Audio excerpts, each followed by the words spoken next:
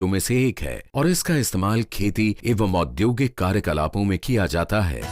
1940 के दशक में सबसे पहले पोटाश की खोज उत्तरी अमेरिका के कनाडा में स्थित सस्कैचुअन प्रांत में तेल के कुएं खोदने के दौरान हुई थी। भूगर्भ शास्त्रियों ने बाद में उजागर किया कि सस्कैचुअन में पोटाश का सबसे विशाल भंडार मौजूद है। सस्कैचुअन में पोटाश का ये भूमिगत भंडार दक्षिण के मैदानों से धरती के भीतर ढलान में उत्तर पश्चिम से दक्षिण पूर्व की तरफ फैला हुआ है। यहाँ पोटाश की कई परतें धरती में 1.7 किलोमीटर की गहराई में दबी हुई हैं।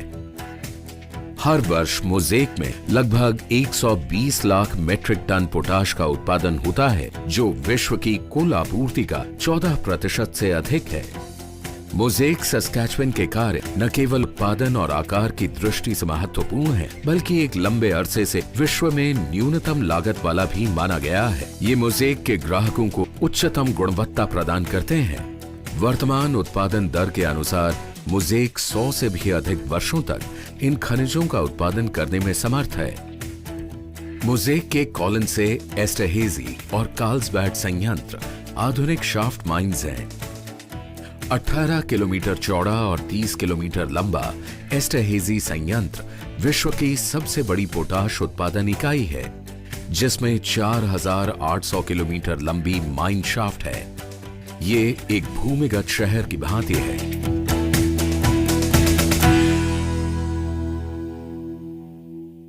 रोटेटिंग ड्रिल बेल्ट्स वाली बड़ी बड़ी खनन मशीनें धरती में से पोटाश बाहर निकालती हैं। कॉलिन्से खान में 2 रोटेटर्स वाली माइनिंग मशीनें इस्तेमाल होती हैं, जबकि एस्टरहेज़ी में 2 रोटर और 4 रोटर वाली दोनों तरह की मशीनें इस्तेमाल होती हैं। कार्लसबैड खान एक छोटे रिमोट कंट्रोल संचालित रोटरी माइनर का इस्तेमाल करती है। यकीनन हजारों किलोमीटर माइन शाफ्ट्स में मोज़ेक के 100 से भी अधिक कर्मचारी काम करते हैं, जिनकी सुरक्षा सबसे महत्वपूर्ण है।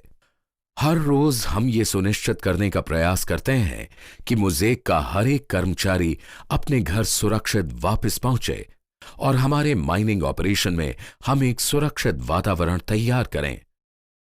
मिसाल के तौर पर एक स्टेबल माइनिंग रूफ बनाए रखने के लिए हर खान एक खास तकनीक का इस्तेमाल करती है, जिसे रूम एंड पिलर माइनिंग कहा जाता है, जिसका मतलब है कि मशीन ऑपरेटर पोटाश के भंडार में से इस तरह से एक बड़ा हिस्सा काटते हैं, जिससे बचा हुआ भाग एक पिलर की तरह माइनिंग मशीन द्वारा बनाई गई सुरंगों को सहारा देने का काम करता है।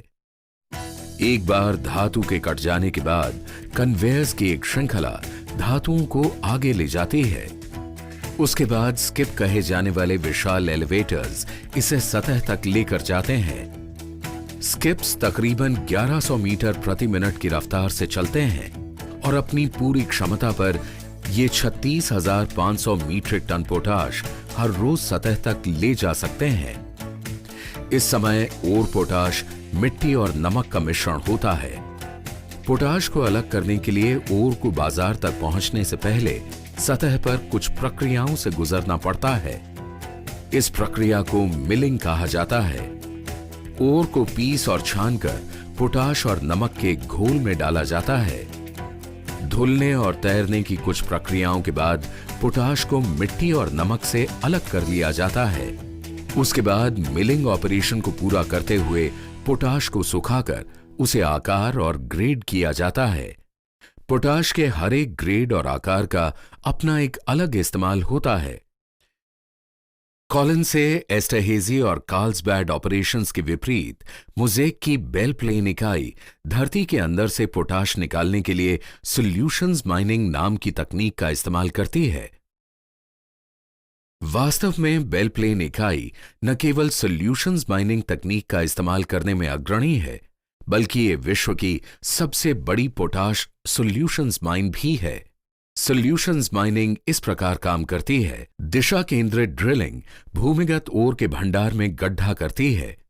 उसके बाद इन गड्ढों में गर्म नमकीन पानी डालकर पोटाश को घुला दिया जाता है।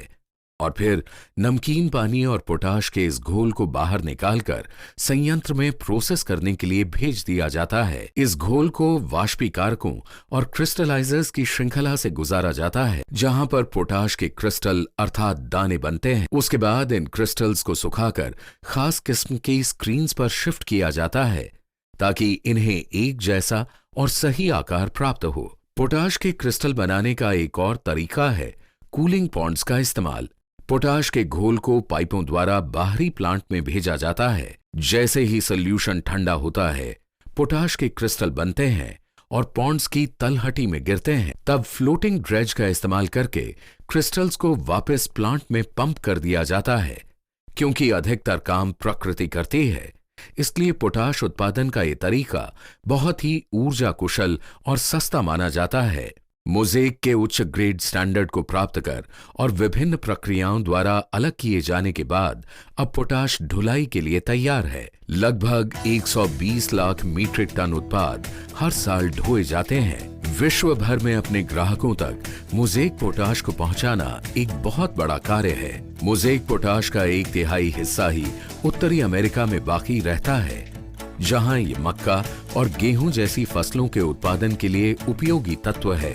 मोज़ेक के पोटाश उत्पादन का बाकी बचा 2/3 हिस्सा उत्तरी अमेरिका से बाहर के बाजारों जैसे भारत, चीन और ब्राजील आदि में भेज दिया जाता है।